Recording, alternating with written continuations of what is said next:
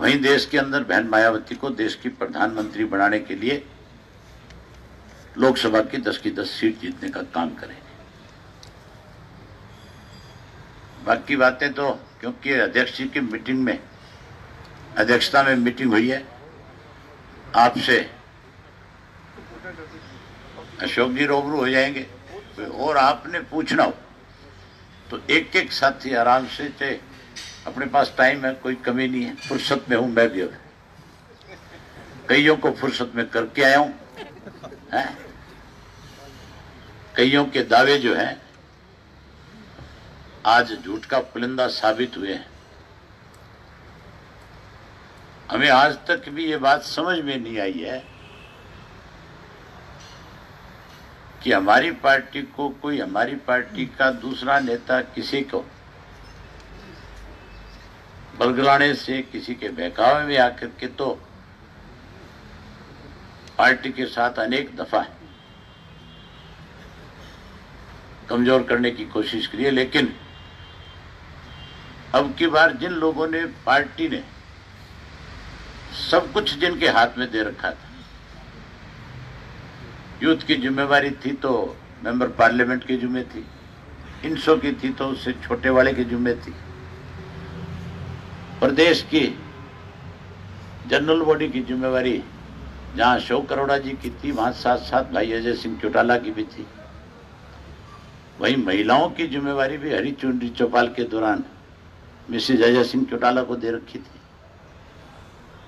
उसके बावजूद भी वो किस षड्यंत्र के शिकार हो गए कि आज उन्होंने, जिस इंडियन नेशनल लोकदल पार्टी ने उस पूरे परिवार को एक बहुत बड़ा सम्मान दिया था, आज उस पार्टी के साथ उन्होंने दगा करने का काम किया। अगर आप में से किसी को इसकी जानकारी हो तो मुझे जरूर बताना है। कहीं ऐसा हो कि वो लोग इस वजह पार्टी को कमजोर कर रहे थे कि कहीं पार्टी ने मुझे जो जिम्मेवारी दे रखी थी वो उस जिम्मेवारी को भी लेना चाहते थे, तो मैं तो आज भी उस जिम्मेवारी को त्यागने के लिए तैयार हूं, कोई अगर दूसरा संभालने वाला हो तो। कहते ना, झूठ के पैर नहीं होते। झूठ बोली तो जा सकती है लेकिन उसको सच साबित करने के लिए बहुत प्रयास करने पड़ते हैं। उन्होंने ये कहा था कि हम 17 तारीख को इंडियन नेशनल लोकदल पार्टी में ये साबित कर देंगे कि ये पार्टी हमारी है। लेकिन आज की उनकी उस मीटिंग में यह साबित हो गया। हमारी इस मीटिंग ने इस बात पे मोहर लगा दी कि Indian National Lokdal party Chaudhary Om Prakash Chautala की है। सारे के सारे पदाधिकारी चौधरी ओम प्रकाश चौटाला के साथ हैं। वहीं उसके साथ आप कह रहे हो कि 9 तक उन्होंने कोई पोस्टपोन कर ली। मुझे तो लगता है कि 9 तक वो इस जोड़ तोड़ और जुगाड़ में लगे रहेंगे कि हम किस पार्टी में जाएं। अपनी पार्टी बनाना और चलाना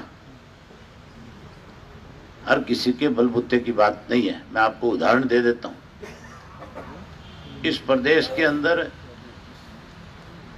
चौधरी भजनलाल मुख्यमंत्री रहे, 12 साल तक मुख्यमंत्री रहे। मुख्यमंत्री रहने के बाद उन्होंने अपना राजनीतिक दल बनाया। घूम फिर करके जिस पार्टी से अलग हुए थे उसी में आकर के मर्ज होना पड़ा। चौधरी बंसीलाल भी 12-13 साल प्रदेश के मुख्यमंत्री रहे। वो भी अपनी पार्टी बनाई, बना करके जोड़ तोड़ से एक बार तो मुख्यमंत्री भी बने। लेकिन आखिर चौधरी बंसीलाल को भी आज वो हमारे बीच में नहीं है। घूम फिर करके फिर वहीं जाकर के नाक रगड़नी पड़ी। पार्टी बनाने का सबका अधिकार है। कोई भी व्यक्ति अपनी पार्टी बना सकता है। इस हरियाणा प्रदेश में बहुत से ऐसे लोग हैं जिनकी राजनीति में कोई पहचान नहीं है, लेकिन उन्होंने अपनी अपनी पार्टियां रजिस्टर्ड करा रखी है। पार्टी बनाना और पार्टी चलाना और पार्टी में लोगों का दिल जीतना इंडियन नेशनल लोकदल पार्टी जो है वो चौधरी देवीलाल का लगाया पद है। इस पार्टी को चौधरी ओम प्रकाश चौटाला ने लंबे अपने संघर्ष के बलबूते में खड़ा किया, मजबूत किया और एक ऐसा संगठन देश को दिया कि पूरे देश में चाहे कोई पत्रकार साथी है, चाहे कोई ब्यूरोक्रेट्स हैं, चाहे कोई जुडिशरी के लोग हैं, चाहे कोई राजनीतिक लोग हैं, वो इस बात को लेकर के खुल करके कहते हैं कि अगर इस देश में किसी के पास संगठन है और सबसे मजबूत संगठन है और सबसे अनुशासित संगठन है तो उस पार्टी का नाम इंडियन नेशनल लोकदल पार्टी है। सम्मानजनक समझौते का जहां तक इशू था, ना तो मेरे से उनका कोई विवाद था, ना अशोक अरोड़ा जी से था, ना हमारे किसी पार्टी के विधायक से था। इशू केवल एक था कि चौधरी ओम प्रकाश चौटाला की मौजूदगी में जिस तरह से उगदड़बाजी की गई, जब मैं बोलने के लिए खड़ा हुआ मेरे से पहले अशोक जी हुए, इनको बोलने से रोका गया। उसके बाद जब मुझे अनाउंस किया गया कि मैं अपनी बात रखूं, तो मुझे बोलने से रोकने के लिए बहुत लंबे प्रयास किए। मैं और अशोक जी तो अपमान की घूंट पी सकते हैं, लेकिन हमारी पार्टी के अंदर, हमारी पार्टी की मीटिंग में चौधरी देवीलाल के सम्मान दिवस में हमारा कोई मेहमान आया हुआ, अगर कोई उसके सामने इस तरह से उपदड़बाजी करे, उसको भी बोलने से रोके, तो ये पूरी पार्टी का अपमान था।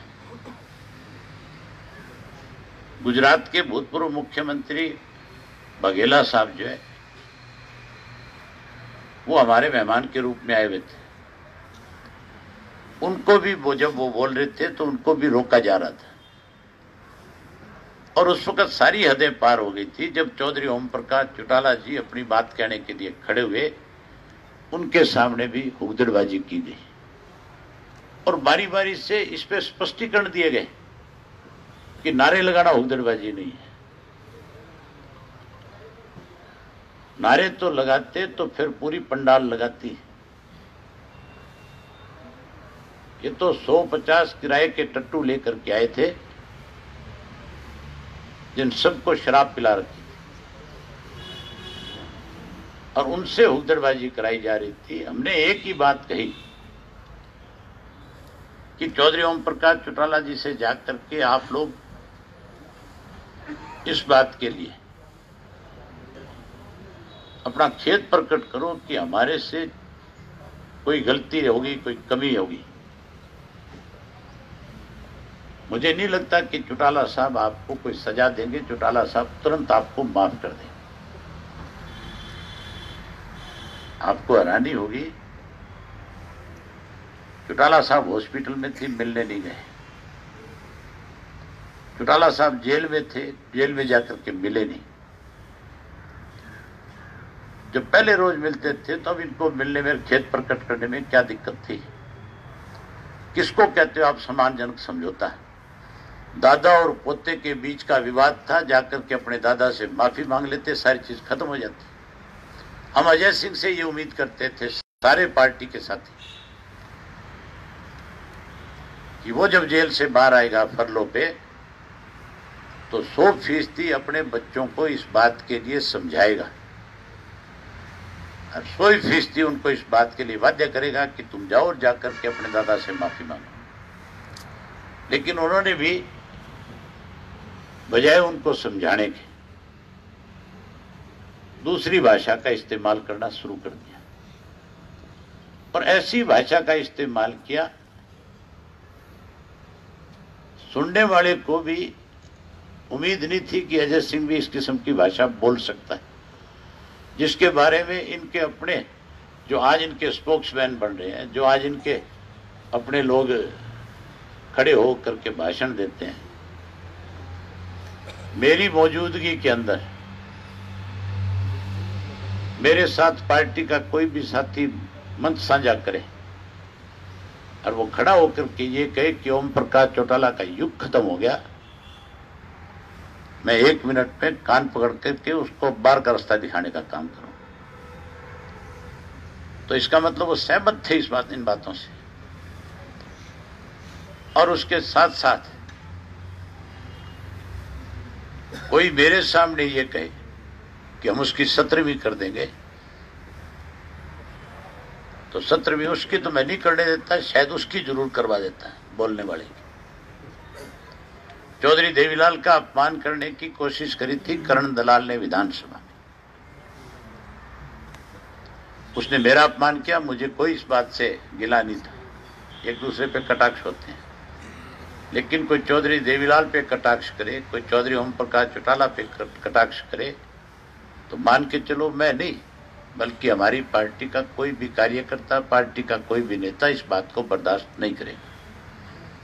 जहां तक सम्मानजनक समझौते की बात है, इसके बारे में अशोक अरोड़ा जी मेरे से ज्यादा अच्छी तरह से आपको बता सकते हैं, क्योंकि इन्होंने लगातार इस बात के प्रयास किए कि किसी तरह से ये सारी चीजें रिजोल्व हो। ये आपको बताएंगे कि सम्मानजनक समझौते में क्या चाहते थे। कोई नुकसान नहीं है, 100 का 100% पूरा का पूरा कैडर आज भी हमारे साथ है।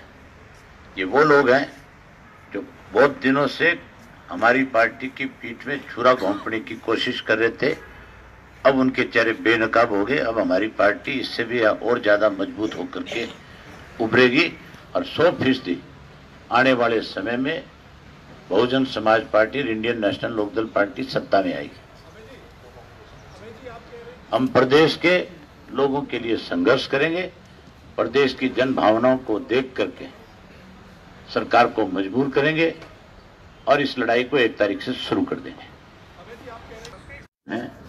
और इस साजिश को किस ढंग से रचा गया, किस तरीके से इसमें रचने वाले जो लोग थे, उन सब के नाम भी बहुत जल्द आपके सामने ला करके देंगे। हमें कुछ जानकारियां हैं, लेकिन जब तक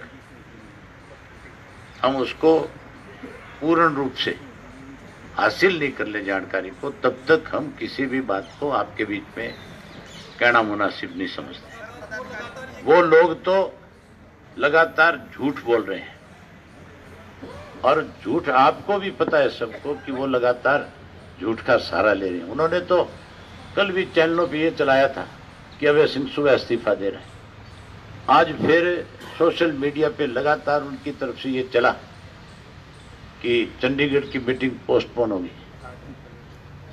ये भी कहा कि 8 MLA छोड़ करके चले गए। मतलब मैंने पहले भी कहा था आपसे कि झूठ के पैर नहीं होते, झूठ चल नहीं सकते। वो ठीक कह रहे हैं, चारों की वजह से टूटी। वो अपनी बात स्वयं दोहरा रहे हैं। 4 साल 40 साल की बात भी वो स्वयं दोहरा रहे हैं। आपको पता होना चाहिए कि कौन लोगों का, हमारे बीच में जो बैठे हैं हम सारे, इनमें 4 साल वाले कौन है और 40 साल वाले कौन है, वहां 4 साल वाले कौन है और 40 साल वाले कौन है। तेरे को बता दी फिर भी तुम्हारे से पूछे बिना कौन माने। महात्मा गांधी को तो मैंने हंसते ही देखा सदा। गांधी बहुत खतरनाक है, देखते नहीं राफेल में भी और में भी कहां कितने इश्यूज में गांधी घूम रहा है। सब्सक्राइब करें और साइड में दी घंटी को भी दबाएं ताकि आप तक हर समाचार पहुंच सके।